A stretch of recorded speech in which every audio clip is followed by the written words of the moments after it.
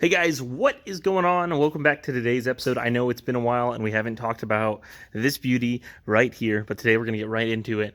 I know I haven't really done any update videos on it. You guys probably thought I haven't worked on it at all. It's actually not the case. I've been doing lots of work on it, but unfortunately my time to be able to work on it has been very slim, and I don't get as much time as I used to. We've had a lot of projects at work going on, so when I get to work on this, I maybe get 2, maybe 3 hours a day to work on it, if I'm lucky. The time that I've been able to work on it, I haven't been focusing on making any videos because it also takes away a lot of the time that I get to be able to actually work on the car. So I've been putting hours and hours and hours and hours of work into this car, but I'm finally happy and ready to make a big update for it because it's time for the update. There's a lot that I've done. So ultimately, we're going to talk about the subframe and the engine. I know last episode we talked about how we're putting a Miata motor in there, and obviously we got that turbo kit. We're obviously running that. It's on the car. But besides that, here's the major things that have happened. In here, this is all Miata subframe. 100%, this is all Miata. I essentially cut the frame rails off back there. I think I've got a picture I can show you guys. And I modified the frame rails. I got the steel tubing from a steel shop here in the city. And it's 2x2 square tubing. And I don't remember what the thickness is, but it's insanely thick. It's much thicker than the stock frame rails. Honestly, what'll break before the frame rail does will be the connection where I combined the two, but I kind of reinforced them and did a whole lot to it. Hopefully it should be okay. Essentially, I cut off the frame rail at the same spot on both sides. This one's a little bit harder to see, and don't mind the rust that I've yet to fix from not painting that yet. But I basically plated it, and I put, I think it was 16 gauge steel plate on the ends of the frame rails. And then from there, I kind of triangulated the new frame rail. So I've got a piece there, I've got another piece on the other side, I've got a piece on top, and then I've even got a piece to curve to go with the way the old frame rail was, and then a plate on the bottom as well. And so it's completely boxed in, it's triangulated, it should hold just fine. I really don't have any doubts in it, but like I said, if anything were to fail, it is going to be there, and I can always rebuild it, and I'm not afraid to rebuild it if I need to. Everything's made from 18 gauge steel, or I'm sorry, 16 gauge steel. 18 gauge is what originally I think the thickness of the car was. So like everything in the engine bay was originally 18 gauge. I've made everything at a 16 gauge to reinforce it a little bit. Also because of me cutting out these large areas that I'm not going to be filling in, because when I'm running excessive angle, I need that. I also built the shock towers. They're really simple. I didn't do anything too crazy. I kind of redesigned. I kind of went off a redesign of the original along with the Miata tower. But what I did was I essentially had I think I still have it. I might have thrown it away. I think I threw it away. I got the shock tower that I cut out of a stock Miata, and I placed it exactly where the stock tower needed to go. And so I built one tower off of the placement of the stock Miata shock tower, and I did it on this side, and then I basically copied that and did it on this side, and then got rid of that stock one that I cut out. So they're completely custom, but they still will mount exactly how the stock shocks mount on the Miata. The geometry and everything's the same. The great thing about the Miata subframe is it's double wishbone, so it should handle extremely well. I mean, Miatas are known to handle really well, so I'm not worried about that. I've got everything 100% squared off. I even have tabs in the back because there's rear mounting points that the Miata subframe mounts to, and I even have welded those and triangulated them. So those are down there. And then essentially once that was done, I made these plates. These are essentially my mounting bolts for the subframe. So if I ever need to drop it, I just undo those and then the two in the back. So it's super easy to unmount. It's not hard at all. But I put the motor in, and I kind of started to realize I was having some fitment issues with the motor. And in the firewall, this right here was hitting the firewall just barely as you put the engine in and out. I think if I hammered it, I easily could have made enough clearance, it would have been fine. But then this transmission isn't necessarily super big. It's just a Miata transmission. But what happened was the sides were hitting the very top because that transmission needs to sit a little bit higher, and I'll kind of show you here. The way the shifter comes up is it comes in through this hole, and I have it lined up to where like the drive shaft and everything will still use the old existing sheet metal for the drive shaft. But transmission wise, I made it really wide, and I made it to where I could fit any transmission I ever want to. And I know it definitely doesn't look the best, but you know what? It's a track car. It's all done on a budget, and it'll work. That's all I care about, is as long as it works. I'm thinking about doing something crazy with some switches and stuff to make it really kind of cool with how I did the trans tunnel. But I basically made it to where if I ever decide that I'm going to throw a V8 or something in this car, I can put whatever size trans I want. I have enough height and I have enough width.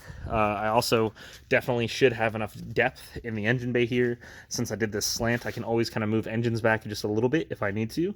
But other than that, that's pretty much it.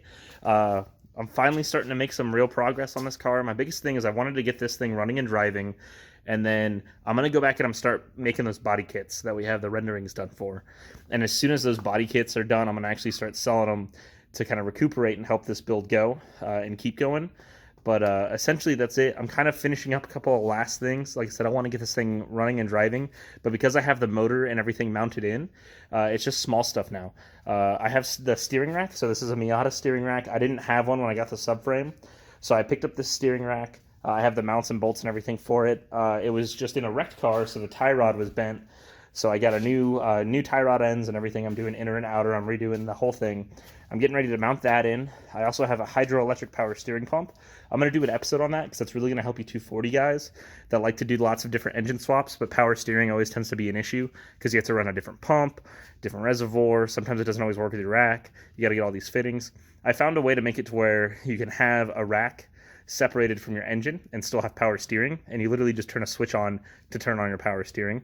So I'm going to kind of show you guys a tutorial on how I've done that. This will be the third engine I've done that on now. And I think, I wouldn't say I'm the first, but I think I'm one of the first that'll probably have it fairly well documented. Because before, I've just posted a picture or two of it on Facebook on some of the 240SX groups, but I never really did an in-depth tutorial. So I'm going to do that for you guys. You guys definitely need that. Like I said, I'm just finishing up small things. I've got that rack. I need to finish the turbo plumbing. I've got all my bolts and everything coming in, so that way I can properly mount my exhaust flange because I don't have the right size bolts or anything or nuts. So I've got studs and everything coming in for that. I need the nuts for the exhaust studs. So that's just kind of sitting in place. Intake, I'm about to clean. I got it sitting on the floor back here. She's about to get cleaned. That way she's all ready to go, looking good. I got my fuel injectors up there. Pretty much all I got to do is wrap up wiring, do all my plumbing, install the radiator. I'm trying to figure out an intercooler situation because on these cars, you don't have a lot of room in front of the core support area to really be able to squeeze an intercooler in there. So I'm thinking about maybe doing a side mounted intercooler, maybe in this area, and kind of just filling this in with a side mount intercooler. I think that would honestly work just fine. Or I've considered kind of cutting this whole area out and mounting something right there, because I'm only going to be pushing maybe 10, maybe 12 PSI. I'm not going to be pushing a whole lot. So I don't need a huge intercooler. And with how small the turbo is, that smaller intercooler should be perfectly fine, especially for this motor. But we'll see. If it blows up, I'll fix something up. But I got to do fuel lines, and I was going to do a fuel cell, but I might run the stock fuel tank for now because I looked in it and it honestly doesn't look bad. So I might just run that for now. That way I can just get it running sooner. And then wiring. I just got to finish my wiring and my ECU, start tuning it. That's pretty much it. We're finally making some real progress on this thing. I do need to finish the front area of the core support. I let it kind of go since I finished the back, and that was the most important part. But I need to finish the front area. I need to make my mounts for the sway bar. And then that's pretty much it, guys. After that, like I said, I'll be making the body kit and everything for it. I'm going to start making my mock-ups and everything for that hopefully soon. And then once we have that done, I have a couple of copies made. I'll probably do like a limited edition run, maybe of 10 total, because I'm sure there's not going to be a whole lot of people that are going to be extremely interested in it. But I'll probably do maybe 10, see how well those do. If they do well enough, we might make more, but we'll see. We also want to refine the process too. I'm pretty specific on how I build things, and I don't like to cut corners here and there, so we're going to try and see how we can do that the best we can. But essentially, that's pretty much it. Celica's still here. I've still been getting work done on it. I'm going to start making some episodes again, now that I've actually gotten to the point to where it's a little bit easier to record, and it's easier to structure the videos as well. It's really hard to structure these kind of videos when you're doing completely custom work like this, just because there's no easy way to structure it. You're just literally having to come up with something off the seat of your pants and hope it works, and if it doesn't, you got to come up with something else. So it's definitely different. One of the things I will say, yes, the motor is supposed to be slightly tilted. Not normally in a Miata, but I've done it purposely.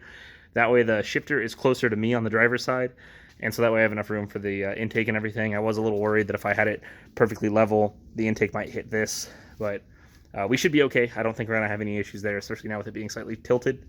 So worst case though, the way I built this, I also made custom motor mounts that should work just fine. If they do break, I have it in the stock position, so I can just always get like some aftermarket billet solid mount stuff. I might do that later on. We'll see. But that's pretty much it, guys. Thanks for watching. I hope you enjoyed the update, and we'll be back again with some more videos on the Celica, hopefully getting it running and driving soon.